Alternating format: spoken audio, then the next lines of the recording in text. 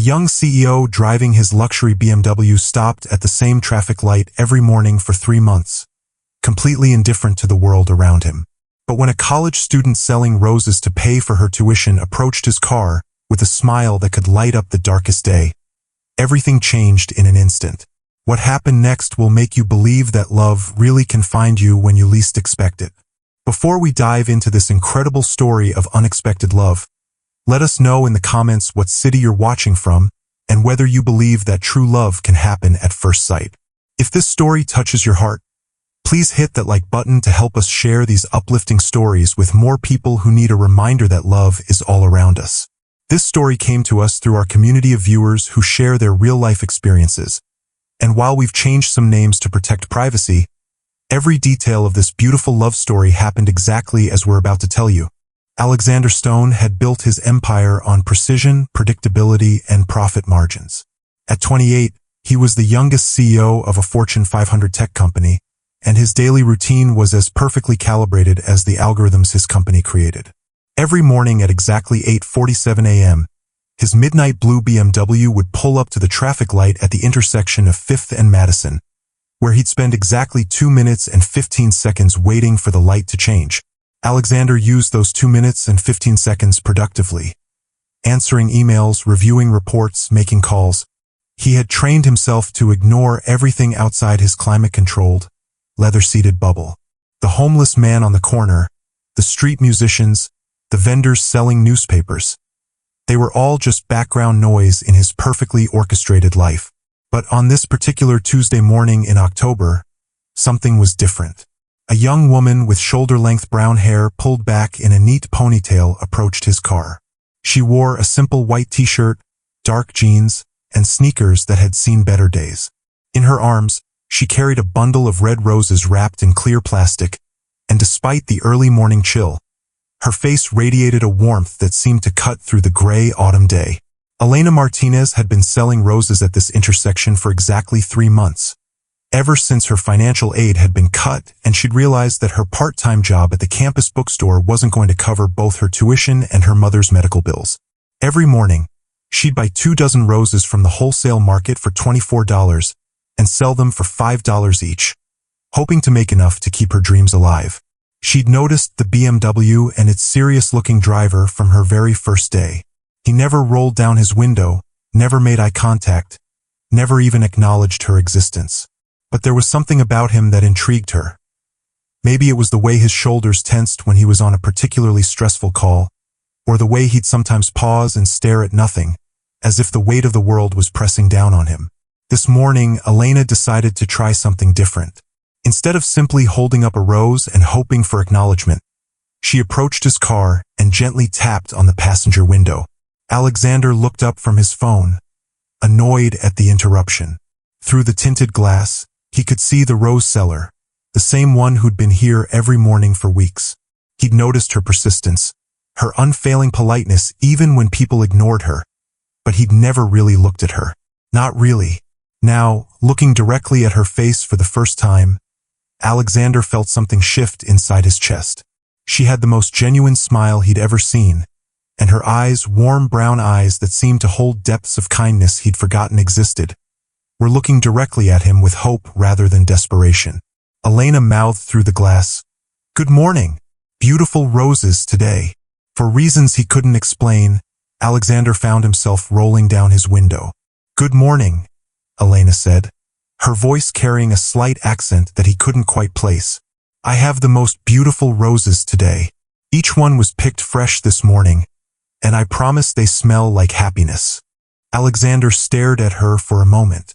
In his world of corporate executives and board meetings, no one had ever promised him that anything smelled like happiness. "How much?" he heard himself asking.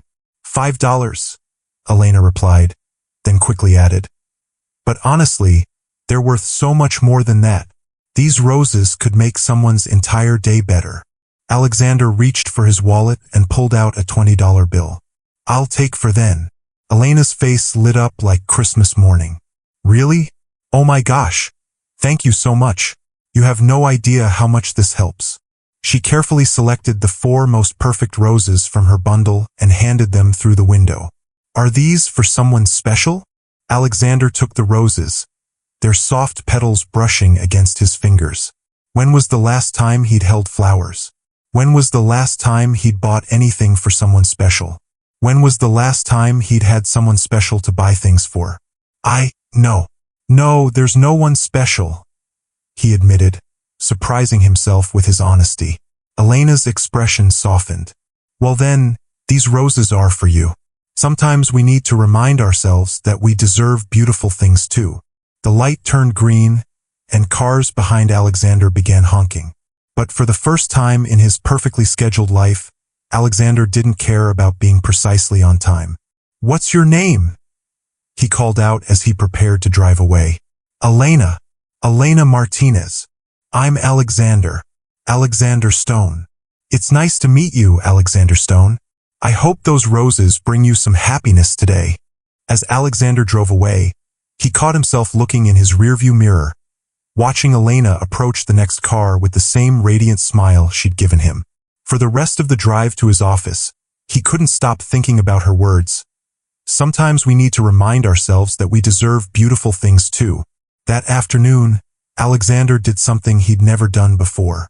Instead of staying late at the office to review quarterly projections, he left at exactly 5:30 p.m.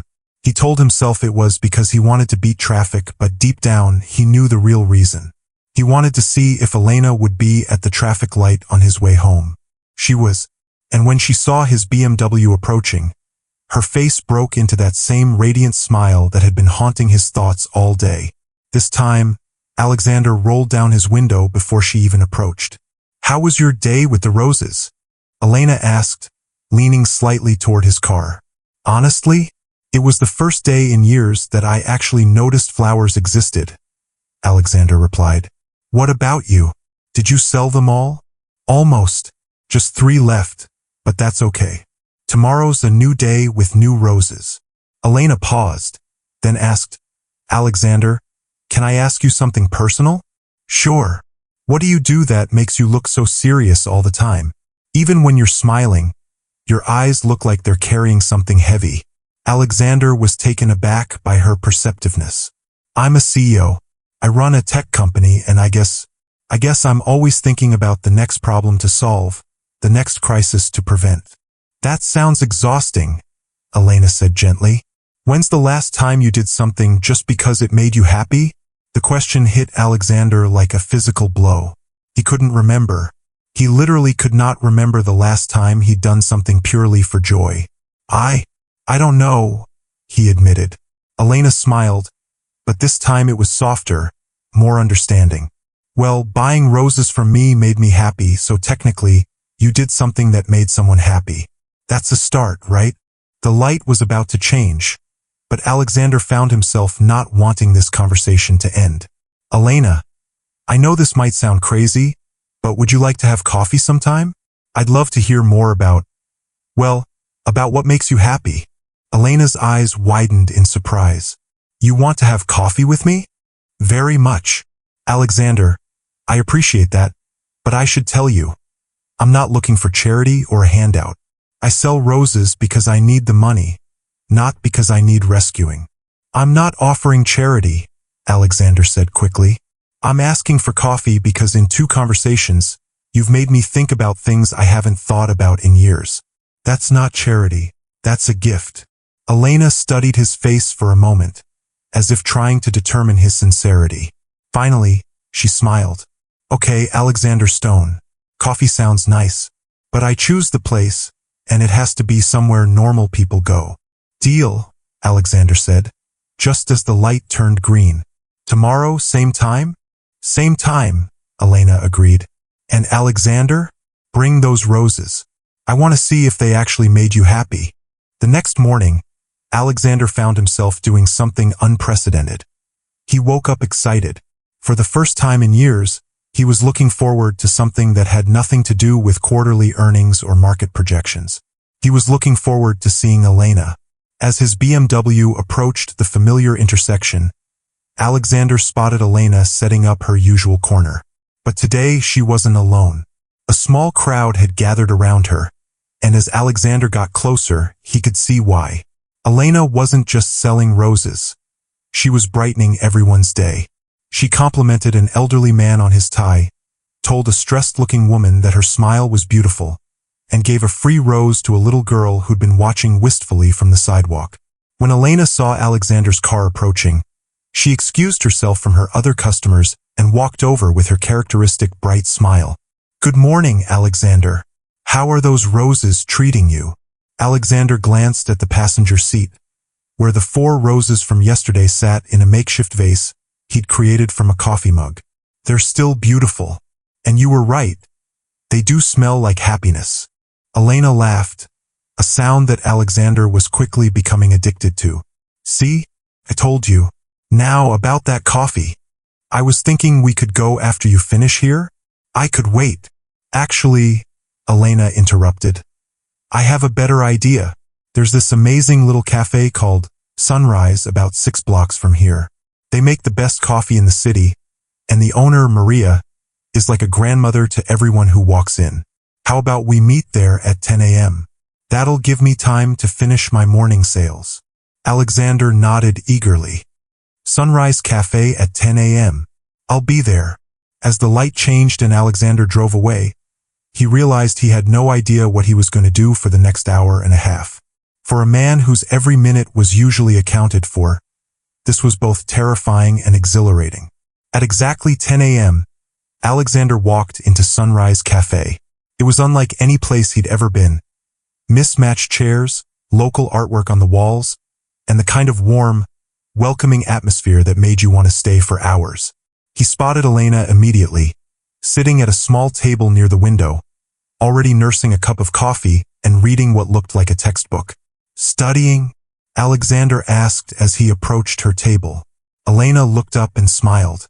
"Business finance. I have a test next week, and I need to maintain my GPA if I want to keep my academic scholarship." Alexander sat down across from her, noting the way she'd organized her notes, the highlighted passages in her textbook, the careful handwriting in the margins. "What's your major?" "Business administration with a focus on social entrepreneurship," Elena replied. "I want to start a company that helps other first-generation college students navigate higher education while supporting their families." Alexander stared at her in amazement. That's incredible. How did you come up with that idea?" Elena's expression grew more serious. "Because I'm living it. My mom immigrated here from El Salvador when I was 5. She's worked 3 jobs my entire life just to keep us afloat, and when I got into college, we thought my financial aid would cover everything. But when my mom got sick last year and needed surgery, we fell behind on some payments, and my aid got reduced." She gestured toward the window, in the direction of her rose-selling corner. "So I sell roses in the morning before classes, work at the campus bookstore in the afternoons, and tutor high school kids in the evenings. It's not glamorous, but it keeps me in school and helps with mom's medical bills." Alexander felt something profound stirring in his chest, a mixture of admiration, respect, and something else he couldn't quite name. Here was this young woman, barely 22 years old, juggling more responsibilities than most people could handle, and she did it all with a smile that could light up the world. "Elena, you're incredible. I can't imagine managing all of that." Elena shrugged modestly. "You do what you have to do. Besides, every day I get to meet interesting people like grumpy CEOs who turn out to be much nicer than they look." "Grumpy?" Alexander protested with mock offense. "Oh, definitely grumpy. You should see your face when you're on those phone calls in your car. You look like you're ready to fire half the world." Alexander laughed. Actually laughed. For the first time in months. "Maybe I am. Do you know how frustrating it is when grown adults can't figure out basic problem solving?" "Actually, yes, I do," Elena said, leaning forward with interest. "I tutor teenagers, remember? Want to know what I've learned about teaching people to solve problems?" For the next hour, Alexander found himself in the most engaging conversation he'd had in years. Elena told him about her students, her innovative tutoring methods, her dreams for her future company. In return, Alexander found himself sharing stories about his business, his challenges, his successes, but more importantly, his doubts and frustrations. Can I ask you something? Elena said as they prepared to leave. Why did you start your company? What was your original dream? Alexander paused, coffee cup halfway to his lips. I wanted to create technology that would make people's lives better. I had this vision of developing tools that would democratize education, make learning accessible to everyone regardless of their economic background. That's beautiful, Elena said softly. So what happened to that vision? Investors happened. Market pressures happened. Growth targets happened. Alexander's voice grew more somber. Somewhere along the way, I stopped thinking about making people's lives better and started thinking about making shareholders happy. Elena reached across the table and placed her hand gently over his. It was the first time anyone had touched him with genuine warmth in longer than he could remember.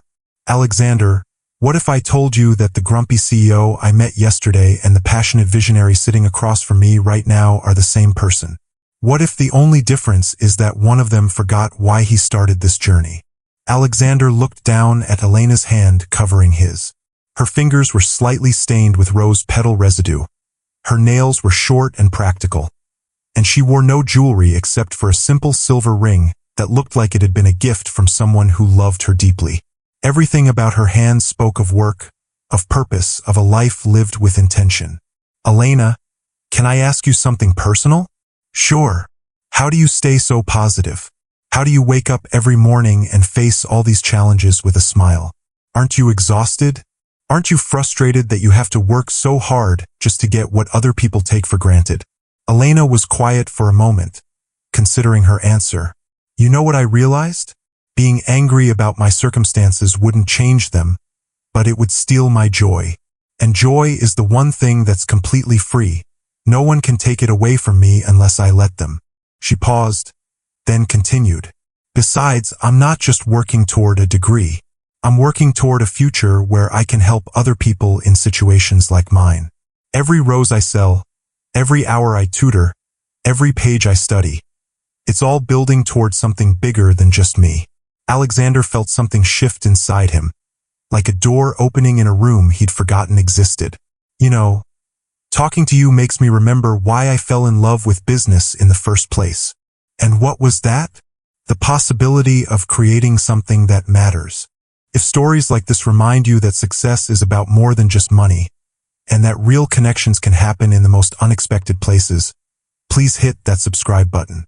We share inspiring stories like Elena and Alexander's every week. Elena smiled, and Alexander noticed that her smile seemed to reach places in his heart that had been cold for a very long time. Alexander, I need to get to class, but I've really enjoyed this. Thank you for buying my roses. But more than that, thank you for seeing me as more than just a girl selling flowers. Thank you for reminding me that there's a world outside my car windows, Alexander replied. Elena, would you mind if we did this again? I promise I'm not trying to rescue you or change your life. I really enjoy talking with you. Elena gathered her books and stood up. I'd like that. Same time tomorrow? Here at sunrise. It's a deal. As Elena walked toward the door, she turned back one more time. Oh, and Alexander? Bring different flowers tomorrow. I want to teach you about all the ways beauty shows up when you're actually paying attention. Over the next few weeks, Alexander's life began to change in ways he never could have anticipated. His morning meetings with Elena at the traffic light became the highlight of his day, and their coffee dates at Sunrise Cafe evolved into something that felt suspiciously like falling in love. Alexander learned that Elena preferred sunflowers to roses because they follow the light, that she made the best scrambled eggs in the world using a recipe her grandmother had taught her, and that she had a laugh that could make even his worst days feel manageable. Elena learned that Alexander had a dry sense of humor that emerged when he wasn't trying to be a CEO, that he'd once dreamed of being a teacher before technology called to him, and that he made excellent coffee but terrible toast. But with every passing day, the differences in their worlds became more apparent. Alexander lived in a penthouse apartment with floor-to-ceiling windows and a view of the entire city. Elena shared a tiny two-bedroom apartment with her mother in a neighborhood where the sirens never seemed to stop. Alexander's idea of a casual dinner was a restaurant where meals cost more than Elena made in a week selling roses. Elena's idea of a perfect evening was cooking dinner with her mom and watching old movies on their ancient television.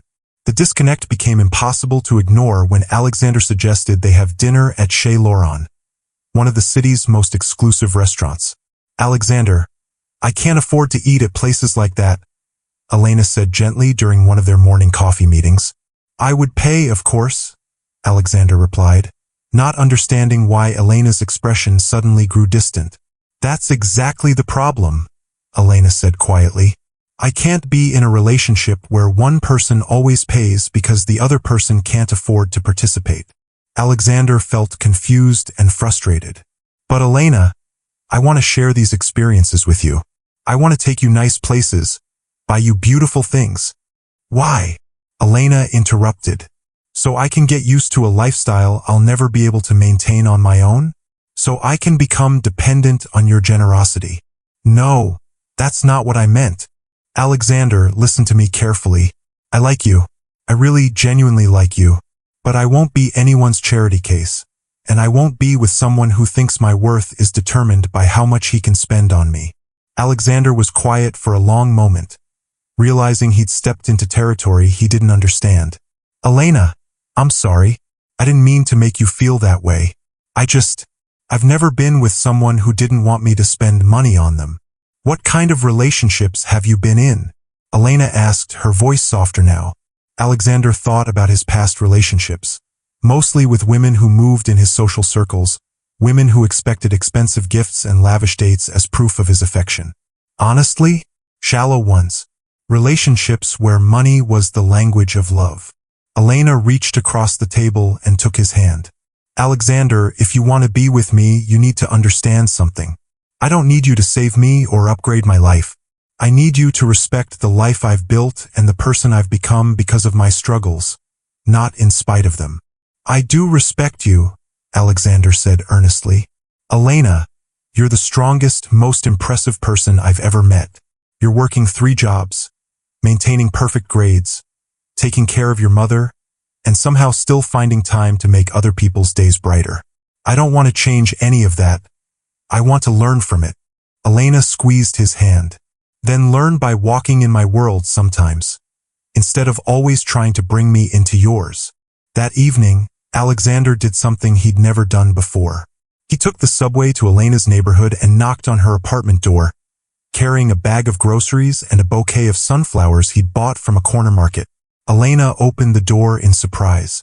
"Alexander, what are you doing here? You said you wanted me to walk in your world sometimes. So I'm here, with ingredients for dinner, hoping you'll teach me how to make those famous scrambled eggs." Elena's mother, Rosa, appeared behind her daughter. She was a small woman with kind eyes and graying hair, wearing a floral house dress and an expression of curious concern. "Mommy, this is Alexander," Elena said in Spanish, then switched to English. "Alexander, this is my mother, Rosa." Alexander stepped forward and, drawing on his high school Spanish, said carefully, "Yes, un placer conocerla, Señora Martinez. Elena habla de usted todo el tiempo." Rosa's face broke into a warm smile, and she responded in rapid Spanish before turning to Elena and speaking in a tone that clearly indicated approval. "What did she say?" Alexander asked. Elena blushed. "She said you have good manners and kind eyes, and she wants to know if you're hungry because she just made too much rice and beans." For the next 3 hours, Alexander sat in the tiny kitchen of Elena's apartment, learning to cook from Rosa while Elena translated and teased him about his inability to properly flip an egg. He helped wash dishes in a sink that barely fit 2 plates, listened to Rosa tell stories about Elena's childhood in a mixture of Spanish and English, and felt more at home than he'd ever felt in his penthouse.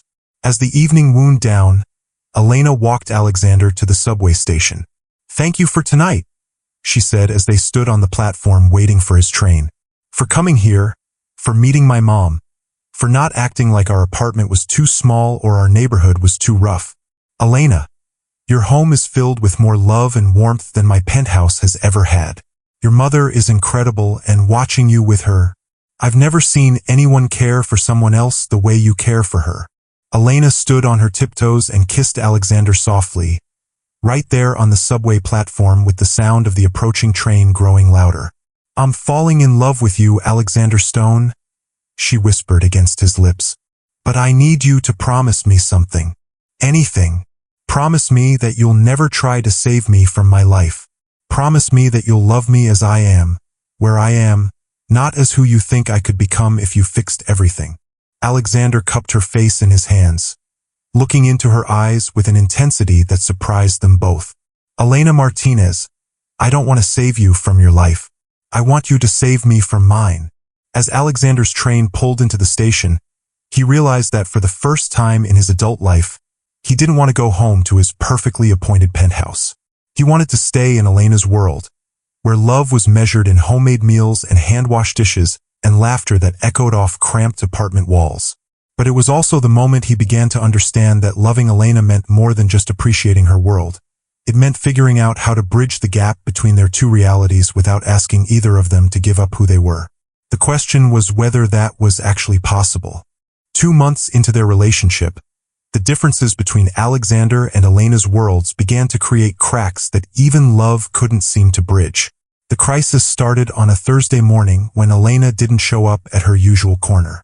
Alexander waited through 3 light cycles, growing increasingly concerned. Elena had never missed a morning without texting him first. When she finally appeared the next day, Alexander could see that something was wrong. Elena's usual radiant smile was forced, and there were dark circles under her eyes that spoke of sleepless nights. "Elena, what happened yesterday? I was worried about you." "I'm sorry," Elena said, but her voice lacked its usual warmth. "I had to take my mom to the emergency room. Her diabetes spiked, and we spent 14 hours at the hospital." Alexander's heart clenched. "Is she okay? Why didn't you call me? I could have helped." "Helped how?" Elena asked, and there was an edge to her voice that Alexander had never heard before. "Would you have paid the hospital bill? The prescription costs? The follow-up appointment fees?" "Elena, yes, of course I would have." "And that's exactly the problem," Elena interrupted. "Alexander, yesterday I sat in that hospital watching my mother be in pain, knowing that every hour we were there was costing money we don't have, and all I could think about was calling you to fix it. Do you know how that made me feel?" Alexander was quiet, sensing that he was walking into dangerous territory. "It made me feel weak," Elena continued. "It made me feel like I was becoming the kind of person who looks for someone else to solve her problems instead of figuring it out herself." "But Elena, if I can help, why is that a bad thing? People who care about each other help each other." "Because there's a difference between helping and enabling, Alexander. There's a difference between being supported and being rescued." Their conversation was interrupted by the light changing, but the tension followed them to their coffee date later that morning. "Elena, I don't understand what you want from me," Alexander said as they sat in their usual booth at Sunrise Cafe. "When I offer to help with money, you get upset. When I don't offer, I feel like I'm being selfish and uncaring. What am I supposed to do?" Elena stared into her coffee cup for a long moment before answering. "Alexander, can I tell you about my father?" Alexander nodded, sensing this was important. "My father left when I was 8. He was a good man, he loved my mother, he loved me, but he couldn't handle the stress of being poor in America. He couldn't handle feeling like he wasn't providing for his family the way he thought a man should. So one day he just left." Elena's voice grew softer. "My mother spent years blaming herself, wondering if she'd been too proud, if she'd made it too hard for him to help us. And I grew up watching her work herself to exhaustion trying to prove that she didn't need anyone." Alexander began to understand where this was going. "Elena, I'm not your father. I'm not going to leave because things are difficult. But you don't understand, Alexander. When I start depending on your money to solve my problems, I stop being the person you fell in love with. I become someone who needs rescuing instead of someone who finds solutions. That's not how I see you.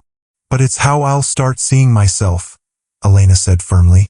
"Alexander, yesterday at the hospital, I found myself calculating how much easier everything would be if I just let you take care of me. And that thought terrified me more than any medical bill ever could." Alexander reached across the table for Elena's hand, but she pulled away gently. Elena, what if we found a different way? What if instead of me just giving you money, we figured out solutions together? What if I invested in your tutoring business or helped you get a better paying job at my company? Alexander, stop. Elena's voice was quiet but firm. Listen to what you're saying. Every solution you're proposing involves you using your resources to fix my problems. That's not partnership. That's charity with a prettier name. Alexander felt frustration building in his chest. So what am I supposed to do? Just watch you struggle when I have the means to help? Is loving you supposed to mean standing by while you exhaust yourself working 3 jobs? Maybe, Elena said quietly. Maybe loving me means trusting that I'm strong enough to handle my own life, even when it's hard. But what about loving you meaning I want to make your life easier? Elena looked up at him with eyes full of sadness. Alexander, I think that's where we're fundamentally different. You show love by solving problems. I need love that respects my ability to solve my own problems. The silence between them stretched until it became unbearable. Elena, are you saying this isn't going to work? Alexander asked, his voice barely above a whisper. Elena reached across the table and took his hand this time, holding it gently. Alexander, I'm saying that I love you too much to let this relationship turn me into someone I don't recognize. And I love you too much to ask you to watch me struggle when every instinct you have tells you to fix it. So what does that mean? Elena's eyes filled with tears, but her voice remained steady. It means that sometimes love isn't enough. Sometimes 2 people can be perfect for each other and still be wrong for each other. Alexander felt something breaking inside his chest. Elena, please, we can figure this out. We can find a way. Alexander, you're doing it again. You're trying to solve this like it's a business problem. But this isn't about finding the right strategy or the right approach. This is about the fact that we see the world fundamentally differently. Elena stood up from the table, gathering her books. I need some time to think, and I think you do too. Alexander watched the woman he'd fallen in love with walk out of the cafe, and for the first time since he'd become a CEO, he faced a problem that couldn't be solved with money, strategy, or determination. Could only be solved by accepting that sometimes love meant letting go. 3 weeks passed without Elena appearing at the traffic light. Alexander continued to drive through the intersection every morning and evening, hoping to catch a glimpse of her, but the corner where she used to sell roses remained empty. On a cold Friday morning in November, Alexander finally saw someone at Elena's usual spot. But it wasn't Elena. It was a different young woman, older, selling coffee and pastries from a small cart. Alexander rolled down his window and called out to her. Excuse me, do you know what happened to the girl who used to sell roses here? The woman approached his car. Elena? Yeah, I know her. She got a scholarship or something, full ride to finish her degree. She doesn't need to sell roses anymore. The woman paused, studying Alexander's face. You're the guy in the BMW, aren't you? The one she used to talk about. Alexander's heart skipped. She talked about me? All the time. She said you were a good man who was trying to love her the wrong way. The woman shrugged. I don't know what that means, but she seemed pretty sad about it. That evening, Alexander found himself back at Sunrise Cafe, sitting alone in the booth where he and Elena used to meet.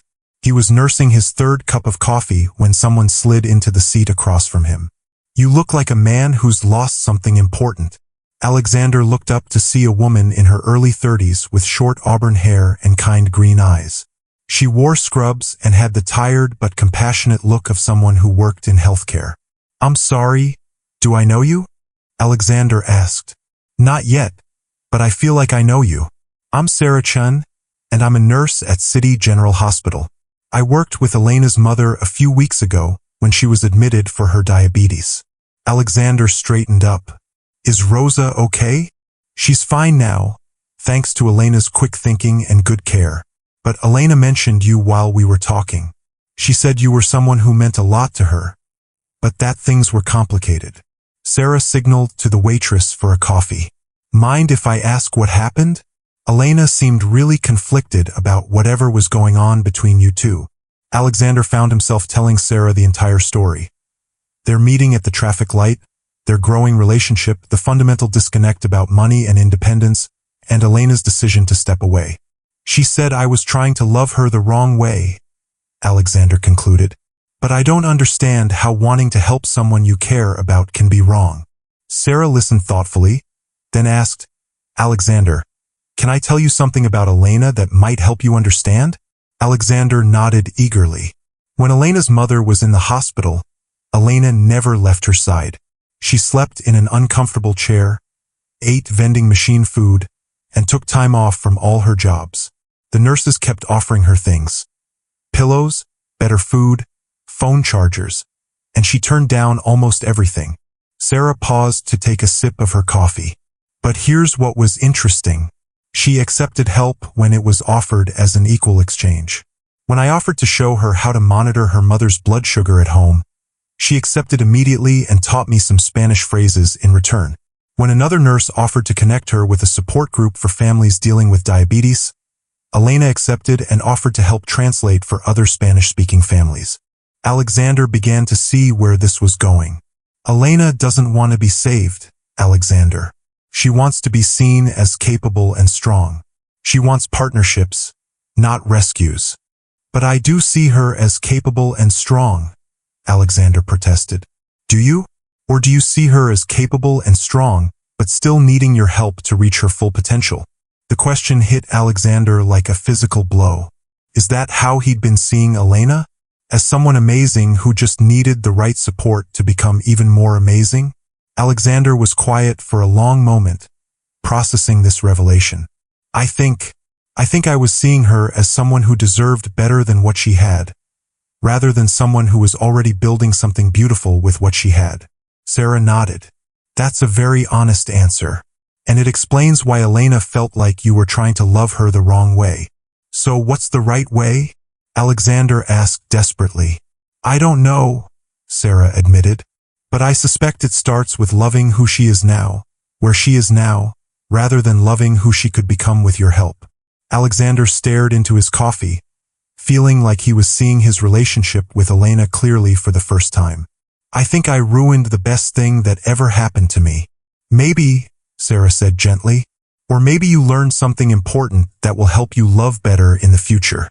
2 months later, Alexander was working late in his office when his assistant knocked on his door. Mr. Stone, there's a young woman here to see you. She says her name is Elena Martinez, and she has a business proposal. Alexander's heart nearly stopped. Send her in, please. Elena walked into his office wearing a professional black dress, carrying a leather portfolio, and radiating the same confidence that had first drawn him to her at the traffic light. But there was something different about her now, a sense of purpose and accomplishment that seemed to glow from within. Hello, Alexander, Elena said, extending her hand for a professional handshake. Elena. Alexander stood and shook her hand, trying to ignore the electricity that shot through him at her touch.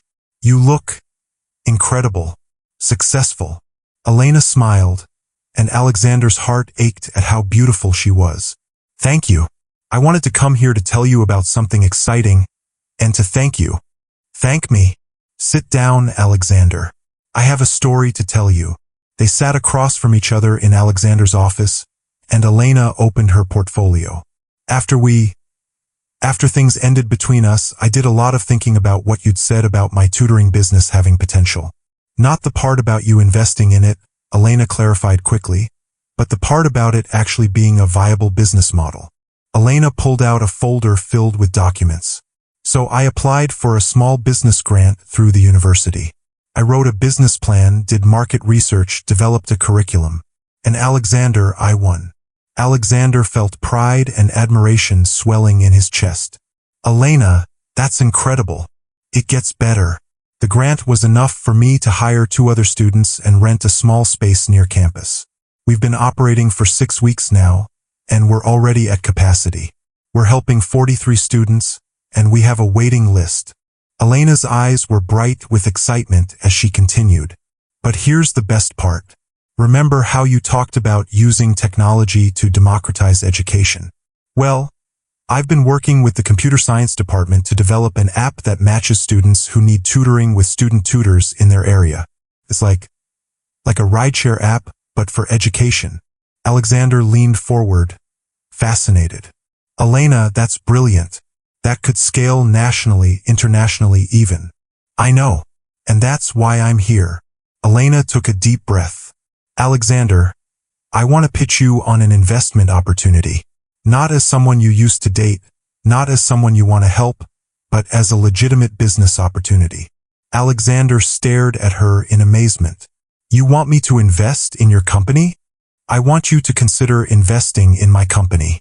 I've done my research, Alexander. Your firm has a venture capital arm that focuses on educational technology.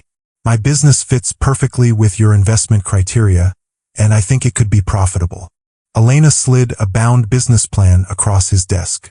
This proposal outlines a partnership where your firm would provide funding and business expertise, and my team would provide the product development and market insight.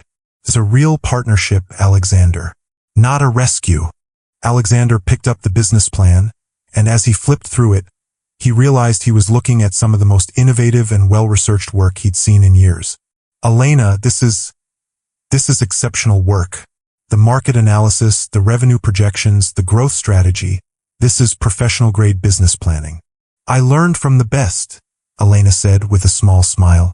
Those morning conversations we had about business weren't just coffee talk for me. I was taking notes. Alexander set down the business plan and looked directly at Elena. Before I respond to this as a businessman, I need to say something as someone who cares about you. Elena nodded. I'm sorry, Elena. I'm sorry for trying to fix your life instead of celebrating it. I'm sorry for seeing your struggles as problems to solve instead of seeing your strength in handling them. And I'm sorry for loving the idea of who you could become instead of loving who you already were. Elena's eyes softened. Alexander, I'm sorry too. I'm sorry for not explaining better what I needed. I'm sorry for walking away instead of fighting for us. And I'm sorry for making you feel like caring about me was wrong. They sat in silence for a moment, years of love and regret hanging in the air between them. Elena, can I ask you something personal? Of course. Are you happy? Really, genuinely happy? Elena's face broke into that radiant smile that Alexander had fallen in love with. Alexander, I'm happier than I've ever been. I'm building something I believe in. I'm supporting my family. I'm finishing my degree, and I'm doing it all on my own terms. I wake up every morning excited about what I'm creating. That's all I ever wanted for you, Alexander said quietly. I know, and that's why I knew you'd be the right person to approach about this investment opportunity. Because you want to see me succeed, not just as someone you cared about, but because you recognize good business when you see it. Alexander smiled. Elena Martinez, I would like to schedule a formal pitch meeting with you and my investment team. And I'd like to tell you right now that based on what I've seen, I think you're going to get funding. Elena's smile could have powered the entire city. Really? Really? You've built something extraordinary, Elena. And you did it exactly the way you said you would, on your own terms, with your own strength, creating your own success. As Elena gathered her materials to leave, Alexander couldn't help but ask, Elena, do you think there might be room in your life for an old friend? Someone who's learned a lot about love and partnership over the past few months. Elena paused at the door and turned back to him. Alexander, I think there might be room in my life for someone who sees me as an equal partner in building something beautiful together. Someone who wants to grow alongside me instead of trying to grow me up. I'd like to be that someone if you'll have me. Elena walked back to Alexander's desk and extended her hand. Partners. Alexander shook her hand, but this time, instead of letting go, he brought it to his lips and kissed it gently. Partners. In business and in life if you'll have me. I'll have you, Alexander Stone. But this time we build something together. This time we love each other as we are, not as we could be. As Elena left his office, Alexander realized that he hadn't just gotten a second chance at love. He'd gotten a second chance at becoming the kind of person who deserved love. The kind of person who could be a true partner to someone as extraordinary as Elena Martinez. 6 months later, at the launch party for EDU Connect, the app that Elena's company had developed with Alexander's investment firm. Elena stood in front of a room full of investors, educators, and students. This app exists because someone taught me that the best partnerships aren't about one person lifting the other up, Elena said, her eyes finding Alexander's in the crowd. The best partnerships are about two people choosing to grow stronger together. Alexander raised his glass in a toast, and as Elena continued her speech, he realized that sometimes the best love stories aren't about finding someone to complete you. They're about finding someone who inspires you to become complete yourself. And sometimes, if you're very lucky, you get to build something beautiful together along the way. If you made it this far, you believe in the power of second chances and real partnership in love. Elena and Alexander's story reminds us that the best relationships aren't about rescuing or being rescued. They're about two whole people choosing to build something beautiful together. Drop a comment and let us know. Have you ever had to learn how to love someone better? Have you experienced a relationship where you grew stronger together rather than just being saved by someone else? Share your story. Your experience might be exactly what someone else needs to hear today. And if you believe that true love is about seeing and celebrating people as they are, not as they could be, leave a comment saying love is partnership, so this community knows we're all committed to building relationships based on mutual respect and shared growth. Don't forget to subscribe and hit that notification bell for more real stories about love, growth, and second chances that remind us that the best fairy tales are the ones we write ourselves. Until next time, remember, the right person won't try to save you, they'll want to build something amazing with you.